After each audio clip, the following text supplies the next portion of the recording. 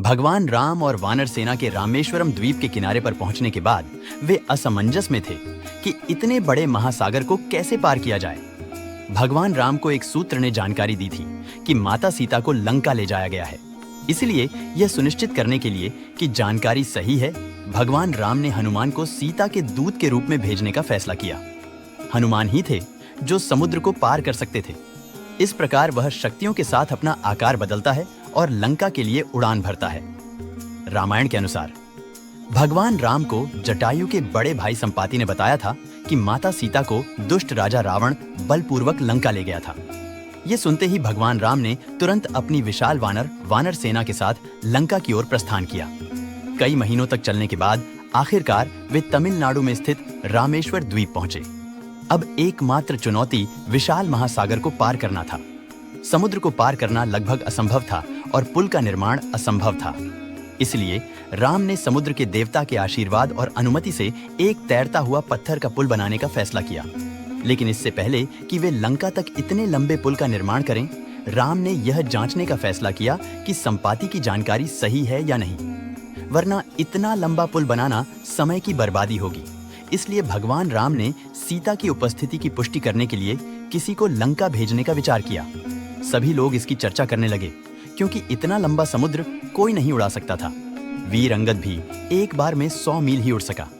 जांबवत एक वृद्ध भालू था और भालू साम्राज्य का राजा भी था। वे ही एकमात्र व्यक्ति थे जो हनुमान की वास्तविक शक्तियों को जानते थे। छोटी उम्र में हनुमान को अपनी सभी शक्तियों और क्षमताओं को भूल जाने का श्राप मिला था।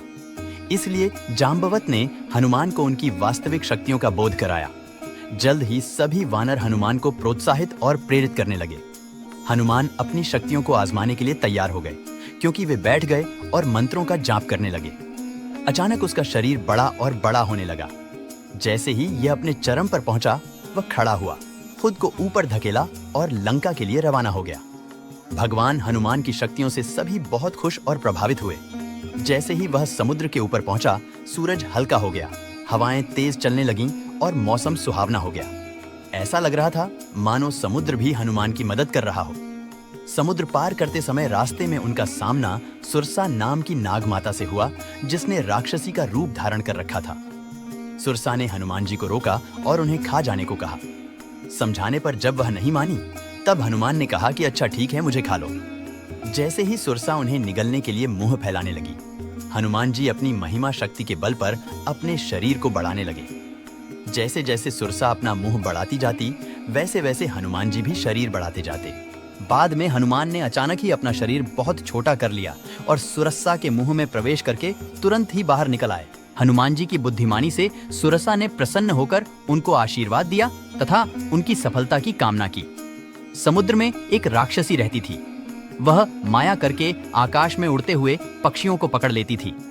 आकाश में जो जीव जंतु उड़ा करते थे, वह जल में उनकी परछाई देखकर अपनी माया से उनको निगल जाती थी। हनुमान जी ने उसका छल जानकर उसका वध कर दिया।